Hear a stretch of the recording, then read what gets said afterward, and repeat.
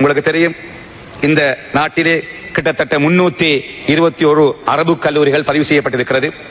அதேபோன்று 132 அரபு கல்லூரிகள் பதிவு செய்யப்படாமல் இயங்கிக் கொண்டிருக்கிறது.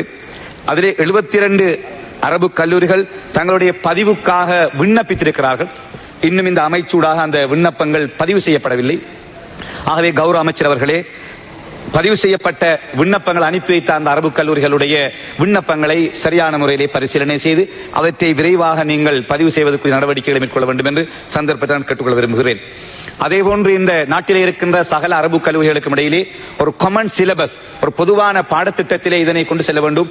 ஒவ்வொரு அரபு கல்லூரிகளும் ஒவ்வொரு பாடத்திட்டத்திலே அவர்கள் கல்வி கற்பதால் ஒரு பொதுவான சிலபஸில் என்கின்ற ஒரு நீண்ட காலமாக கிட்டத்தட்ட 10 வருடங்களுக்கு மேலாக பேசி வந்த ஒரு நிலைமை.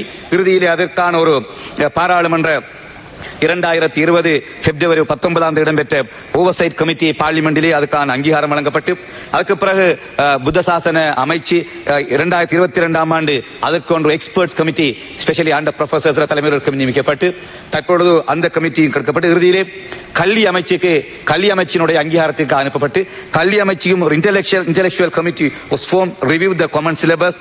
அந்த கமிட்டியும் அந்த சிலபஸை இப்பொழுது அப்ரூவ் பண்ணி இருக்கிறார்கள். ஆகவே கௌரவ அமைச்சர் அவர்களே, உங்களுடைய காலத்திலே இதற்கான உயர் நடவடிக்கைகளை நீங்கள் மேற்கொள்ள வேண்டும்.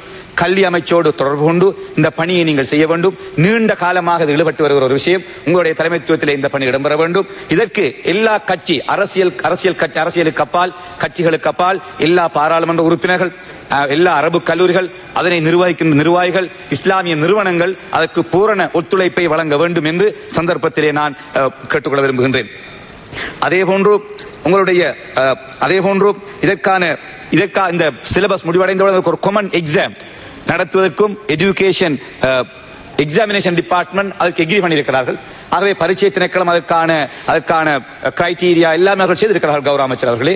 ஆகவே அதனையும் நீங்கள் தொடர்புபடுத்தி அதற்கான காமன் எக்ஸாமையும் அந்த எக்ஸாமினேஷன் டிபார்ட்மெண்ட் ஊடாக வைப்பதற்கான உரிய நடவடிக்கைகளை நீங்கள் மேற்கொள்ள வேண்டும் சந்தர்ப்பத்திலே நான் கேட்டுக்கொள்ள விரும்புகின்றேன்.